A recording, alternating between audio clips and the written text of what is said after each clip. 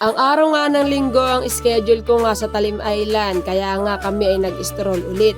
Ay nung hindi malaki ang tubig ay doon nga ako lagi sa court ng Hanusa para manood nga ng laro ng basketball.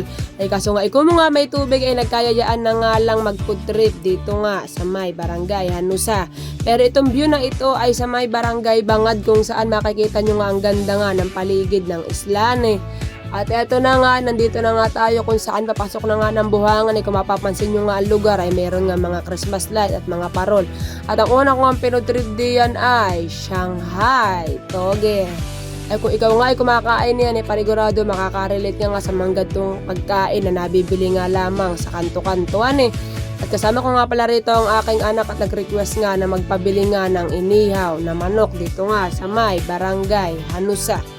Ay talaga nga naman ang aking ang anak ay talagang hindi maiiwasan nga na mag-food trip dahil nga napakahilig kumain. Ay kaso nga lang ay payatot.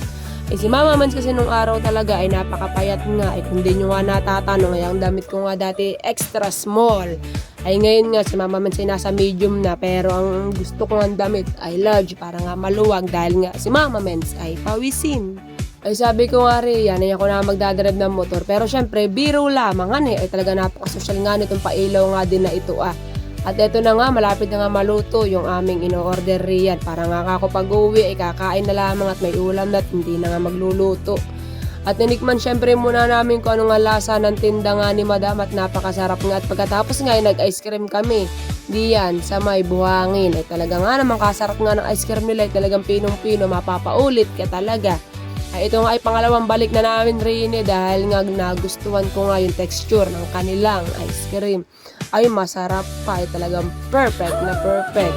Meron silang white, ayan, and then meron silang chocolate at yun nga, dalawang flavor.